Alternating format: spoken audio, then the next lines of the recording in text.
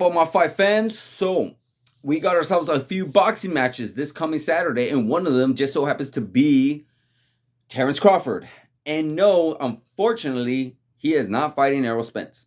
Trust me, guys, I know it. I am just as disappointed, just as upset as you guys that this fight did not get made. This fight was by far supposed to be the biggest fight of all year, the biggest fight in boxing this year, honestly, because we already seen this year hasn't been the biggest blockbusters regarding fights. Unfortunately, it's been that way, and it's going to continue being that way next year if boxing doesn't get their shit together.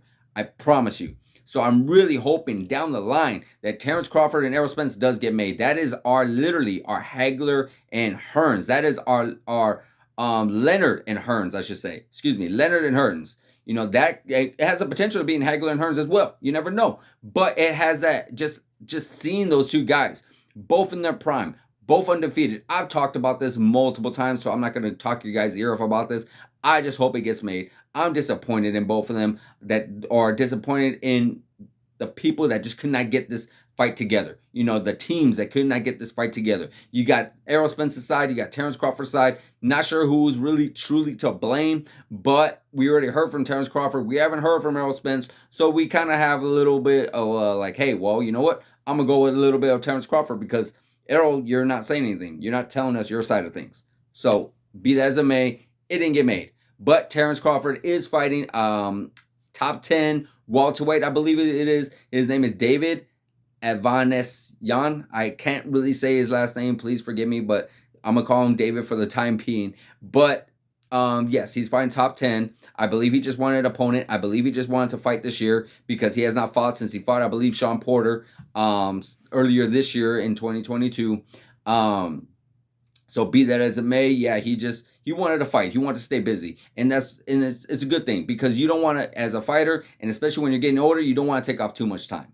So he is fighting. David is not someone like a big superstar status. He is not someone that's relatively known. One of his known fights was he actually was the final fight for Shane Mosley back in 2016, I believe, when it was coming up. And he also was able to fight Lamont Peterson, if you remember him as well, but he lost that. He beat Shane Mosley, but he lost to Lamont Peterson, I believe, in 2017.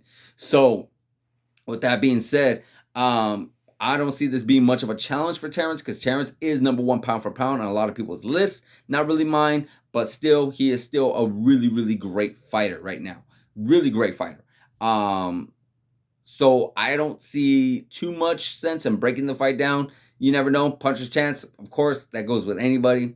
That goes without saying. But nonetheless, I do feel like Terence Crawford could really make this relatively easy for him. I don't, no disrespect to David. I'm sure with time he will get to that status. But right now, you got Terence Crawford, who is just a beast. He is just one hell of a fighter. This is why we want to see him against Errol Spence.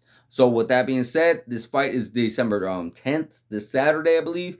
So what would be next for Terence with a possible win? I want to say possible because I want to give his fighter, his opponent, some respect. Because you never know. You never know. But still, with a possible win, what could actually happen?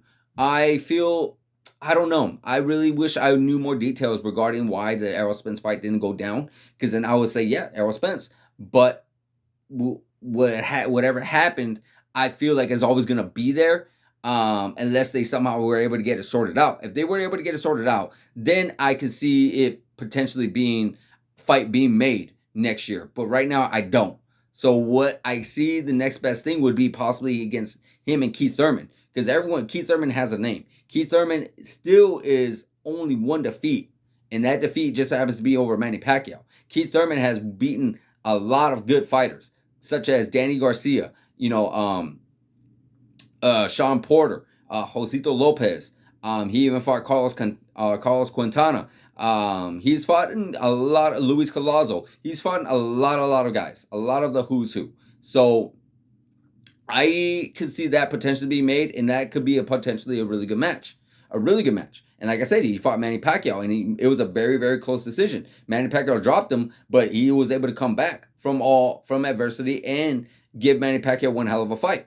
So yeah, I could see that potentially being a matchup next year, or even a Virgil Ortiz Jr., that could also be another good one. These are some of the guys that we can see in the welterweight division that still have somewhat of a name that some have somewhat value to them.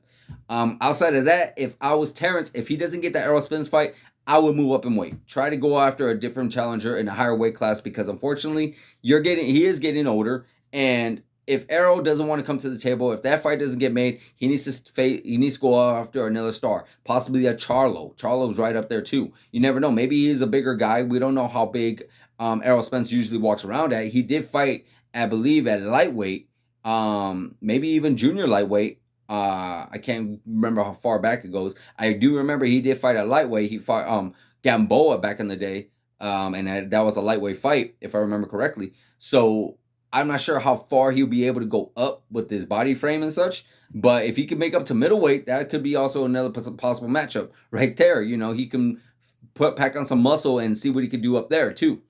Take on different challengers as well, because there's not a whole lot left for him to do in the welterweights. My personal opinion. Unless he wants to go down to 140 and face some of the high challengers there, like you got Ryan Garcia, you got Teofimo Lopez. I know Devin Haney's making his way up there too. So you never know. It all depends on what Terence Crawford wants to do. But we do got to fight with Terence Crawford against David as you know what? I'm not even gonna say it.